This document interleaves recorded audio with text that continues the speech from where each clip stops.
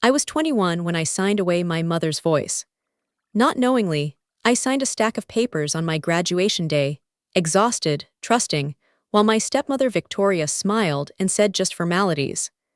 I didn't know that buried in those pages was the transfer of custody for all family documents, including the 200 letters my mother had written to me, and I to her, during the years she was dying and I was growing up. I didn't know that Victoria would sell them to a museum for $450,000, frame them, light them like art, and call herself a preserver of family heritage at the gala she funded with the money. I was 29 when I learned that documents can be stolen with a signature, and that the woman who steals them can wear couture to the museum she bought her way onto. I was 29 when I became the thing she never expected, an expert in the exact field that could expose her. Welcome to Little Bunny Stories. If you're new here, my name is Teddy, and this is the story of how I sold my stepmother's reputation to the world, using the same market she used to sell my mother's letters. If this channel has ever made you feel less alone, hit subscribe.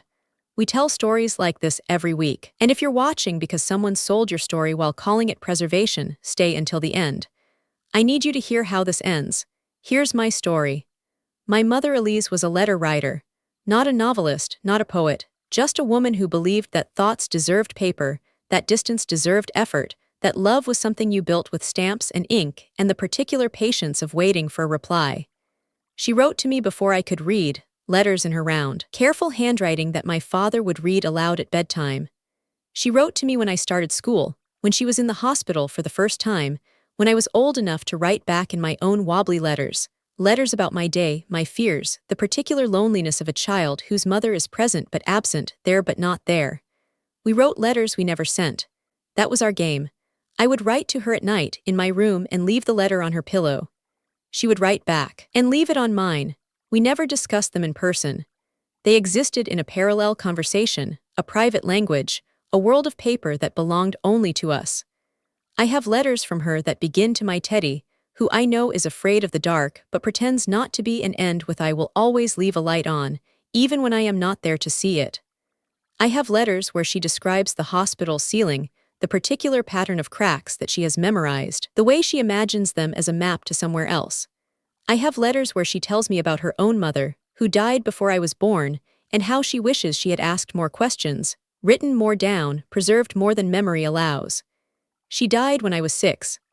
Not suddenly, we had time for the letters, time for the parallel conversation, time for me to learn that love could exist in a form that did not require presence. But still too soon, still unfairly, still leaving me with a box of paper that was the only mother I would remember clearly. My father Arthur kept the box. He was not a sentimental man, he was a real estate magnate who understood value in square footage and market trends, but he understood that the box was important to me. He placed it in my room, on a shelf I could reach, and told me it was mine. Your mother's letters, he said. No one touches them but you.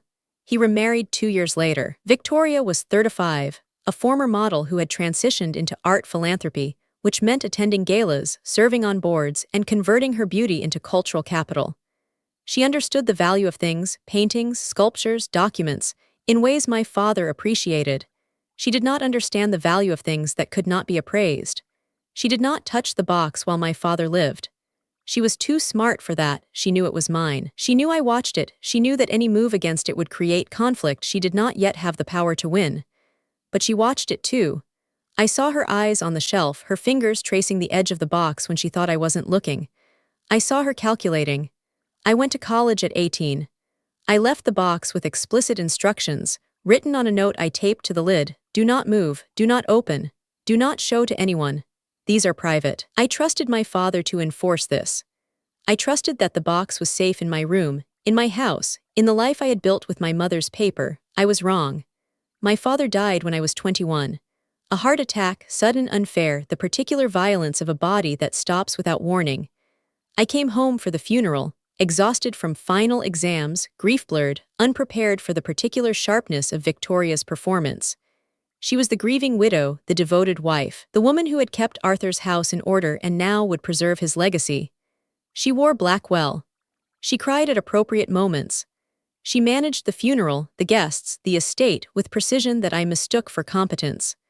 The stack of papers appeared on the morning of my graduation, my college graduation, which Arthur had planned to attend, which Victoria now attended in his place, smiling for photographs, telling everyone how proud Arthur would have been. The papers were formalities, she said. Inheritance documents. Your father's lawyers need signatures to transfer everything properly. I signed. I signed without reading, because I was 21, because I was grieving, because I trusted that the woman who had married my father and lived in his house would not steal from me. I signed because I did not yet know that Victoria understood value in only one dimension, and that my mother's letters, priceless to me, were simply documents to her, assets to be liquidated, stories to be sold. I found out 3 years later. I came home for Christmas, though it was no longer home. It was Victoria's house now, redecorated, my room converted into a guest suite where the box of letters no longer sat on the shelf. I asked about it casually, expecting her to produce it from storage, to hand it over with the particular care it deserved. Oh, the letters, she said, as if remembering something trivial. I donated them to the Museum of American Manuscripts. They were deteriorating in that box, Teddy. I saved them. They're preserved now, professionally stored, available for scholars. It's what your mother would have wanted. I felt something crack. Not my heart, something deeper, something structural, the particular foundation of trust that allows you to believe the world is basically fair. You donated them, I repeated. Without asking me. You were busy with school, she said, smiling. And really they were family documents. Arthur's property. As his widow, I had the right, they were mine, I said. My mother wrote them to me. I wrote them to her, they were private. They were not family documents, they were my mother. Sentimental, Victoria said, her smile tightening, but impractical. Those letters were valuable, Teddy, historically valuable. The museum paid generously for them, $450,000, which I used to establish the Elise Vance Memorial Fund for Arts Education. Your mother's name will live on. She'll be remembered. Isn't that what you wanted? I did not want my mother remembered in a museum. I wanted her remembered in my hands, in my room, in the particular privacy of a conversation that had never been meant for strangers. I wanted her light night the dark letter, her ceiling crack map, her description of the hospital smell that she had tried to make funny for my sake. I wanted them not preserved but present, not archived but alive. I went to the museum. I saw the exhibition, Elise and Teddy, a mother-daughter correspondence in the age of illness. The letters were framed behind glass, illuminated with soft light, accompanied by a curatorial text that Victoria had helped develop. The text described my mother as a fragile woman who found her voice through illness and me, as the daughter who processed her loss through epistolary writing. It described our private game as a remarkable documentation of maternal-child bonding during terminal disease. It described Victoria as the guardian who ensured this precious archive would survive for future generations. I stood in front of the glass, and I read my mother's letter about the ceiling cracks. I read it in her handwriting, in her words, in the particular intimacy of a message that had been left on my pillow and was now being read by strangers who had paid museum admission. I felt something I had never felt before, not grief, which I knew, not anger, which I understood, but violation. The particular violation of having your most private self displayed as someone else's curation. I went home. I called lawyers.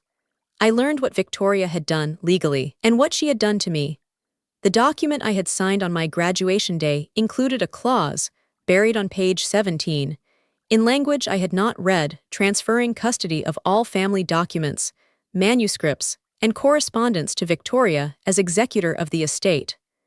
My lawyers told me that the transfer was likely legal, that my signature was valid, that challenging it would require proving undue influence or fraud that would be difficult to establish in court. Victoria had been careful. She had covered her tracks. She had converted my mother's voice into an asset, and assets are protected by law in ways that daughters are not. I could have fought. I had some money. My father's estate had left me a trust, modest but sufficient. I could have spent years in litigation, draining my resources and my spirit, hoping for a judge who might see the difference between a document and a mother. But I knew, even then, that legal victory would not return what I had lost. The letters were dispersed, catalogued, accessioned into a collection that would resist return even if a court ordered it. Victoria had made them institutional, and institutions are harder to fight than individuals. So I chose a different fight. I became an expert in the field that Victoria had used against me. I went to graduate school for archival studies. I specialized in the ethics of private collections, the particular intersection of property law, privacy rights, and the moral obligations of those who hold documents that belong to others.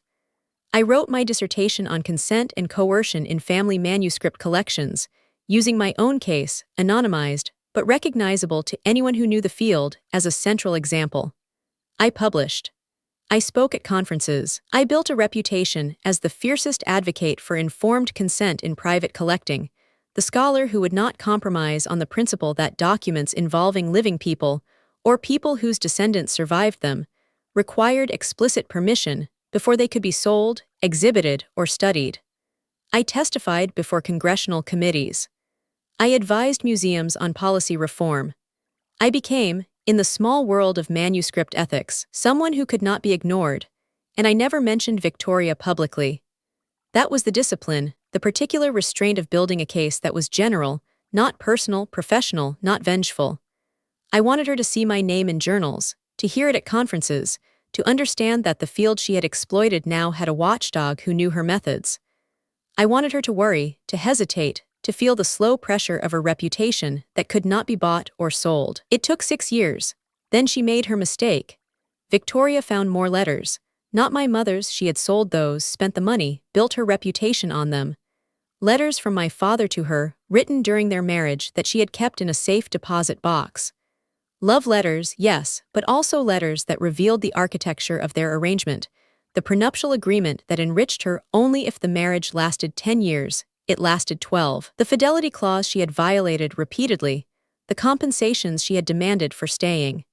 Letters where Arthur described, in language that was precise and unemotional, his growing awareness of who she was and what she wanted. Victoria wanted to sell these too. She contacted a university that was building a center for the study of power dynamics in contemporary marriage, offering the letters as an intimate portrait of modern marital negotiation. The estimated price was $200,000. The university was interested. The deal was close. I heard about it through my network, the particular web of curators, archivists, and scholars who knew my work and trusted my judgment. Someone at the university mentioned the acquisition, asked my opinion of the collection. I offered to evaluate it pro bono. The university accepted, grateful for my expertise. I examined the letters. I read Arthur's descriptions of Victoria's infidelities, her demands, her systematic extraction of value from their marriage. I read his growing understanding that she had sold my mother's letters, that she had manipulated me into signing the transfer, that she had converted grief into profit with the particular efficiency of someone who understood markets but not mourning. And I found the code. My father and I had invented it when I was 8, a simple substitution cipher. Letters replaced by numbers, something we used for secret messages that were mostly jokes and small rebellions against Victoria's household rules. A1, B2, C3, the kind of code that a child could learn and an adult could forget. Arthur had not forgotten. In his later letters to Victoria, paragraphs appeared in the code, short, dense blocks of numbers that interrupted the prose of his complaints and observations. Victoria had either not noticed or not cared. She saw the letters as property, not as communication. She did not read closely enough to see what was hidden. I read closely. I decoded every paragraph, and I found his confession. He knew about Victoria's infidelities. He knew about the sale of my mother's letters. He had discovered it before his death. Too late to reverse it legally, but not too late to document it.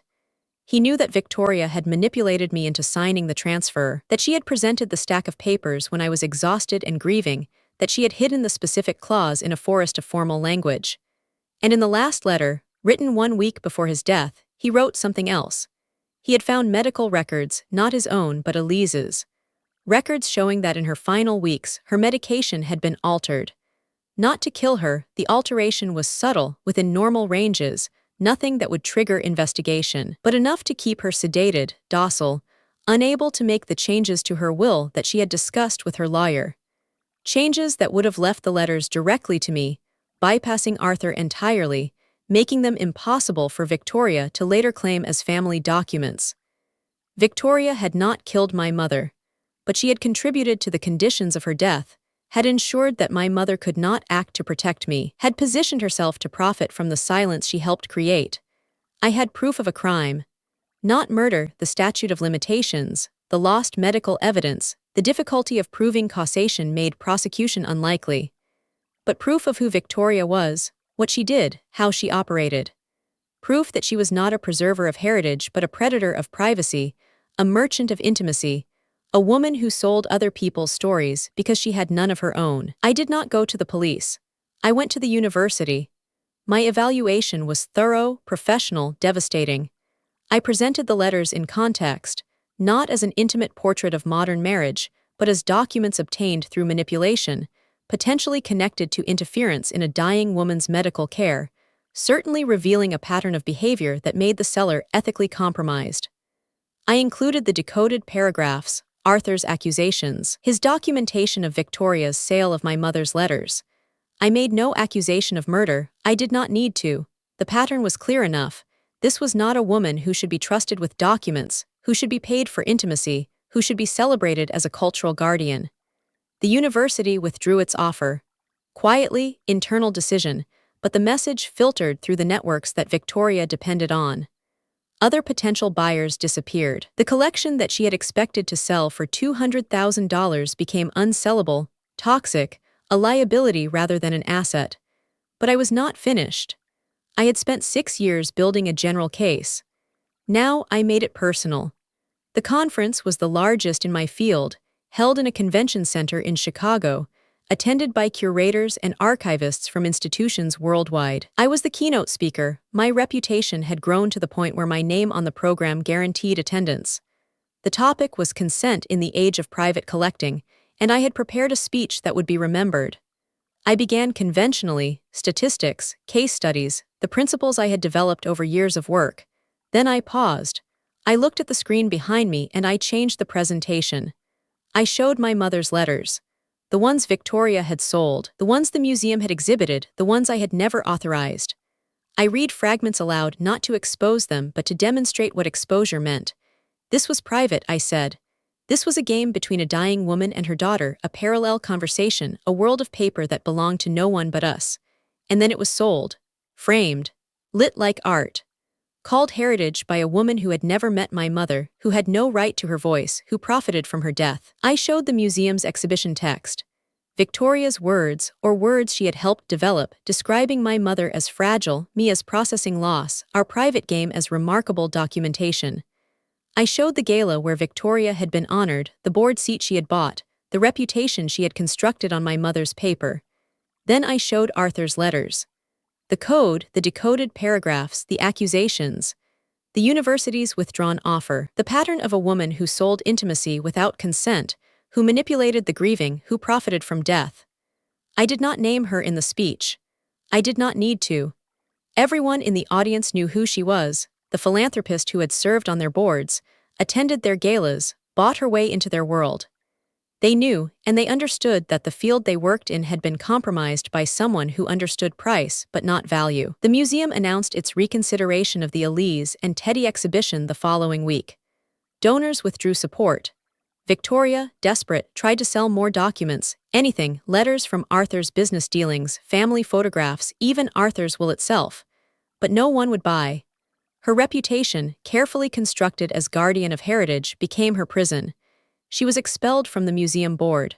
Her galas stopped inviting her. The world she had bought her way into rejected her, not with drama but with the particular silence of doors that close without slamming.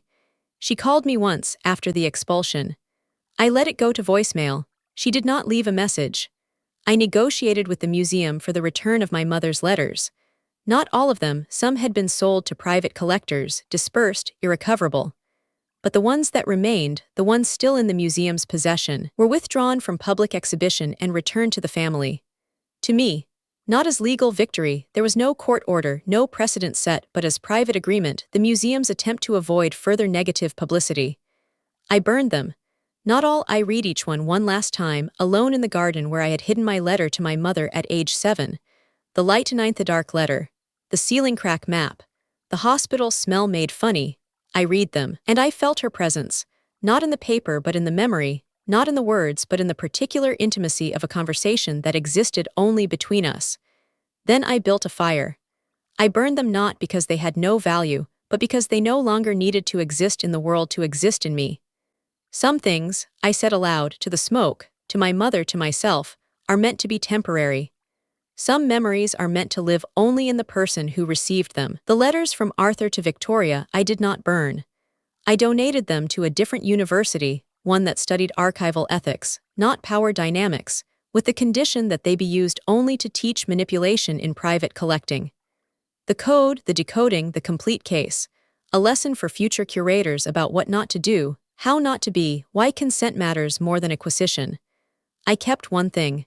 The letter I wrote at 7, the one I had hidden in a jar in the garden. I had dug it up years ago, read it, kept it. Mom, I don't know if you can read this, but I write to you so you know I didn't sell you. I will never sell you. The handwriting was childish, the spelling imperfect, the sentiment raw.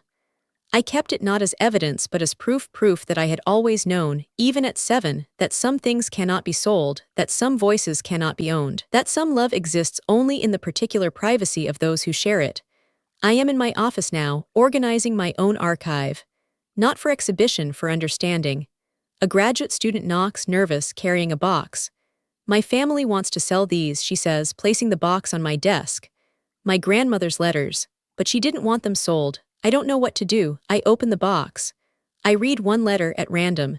It is about a garden, about tomatoes that did not grow, about the frustration of a woman who did not consider herself a writer but wrote anyway. I close the box. I look at the student. Your grandmother asked you not to sell them. She asked me to burn them, the student says. But my family says they're valuable. I smile. Not a smile of victory, a smile of recognition, the particular warmth of seeing yourself in someone else, of knowing that the fight you fought was not just for you. Value, I say, is what you decide it is. If your grandmother wanted ash, then ash is her value. And if you decide that's important, then no one, not your family, not a museum, not the world can tell you otherwise. The student leaves with the box. I do not know what she does with it. But I know that she has something I did not have at 21. Someone who told her that her voice matters, that her grandmother's voice matters, that the price the world offers is not the only measure of worth. I am Teddy. I am 29 years old. I spent 8 years learning that documents can be stolen with a signature, and another year proving that reputations can be dismantled with the truth. I lost my mother's letters, and I found my mother's voice, not in the paper, but in me, in the particular persistence of memory that no fire can destroy. If someone sold your story while calling it preservation, if they framed your grief, lit your intimacy, and called themselves guardians of your heritage, I need you to know, your voice is not in the documents they took. It is in you. It is in the memory of the conversation, the game, the parallel world you built with someone you loved. And no museum, no price, no curator's text can take that from you. The only archive that matters is the one you carry. See you in the next story.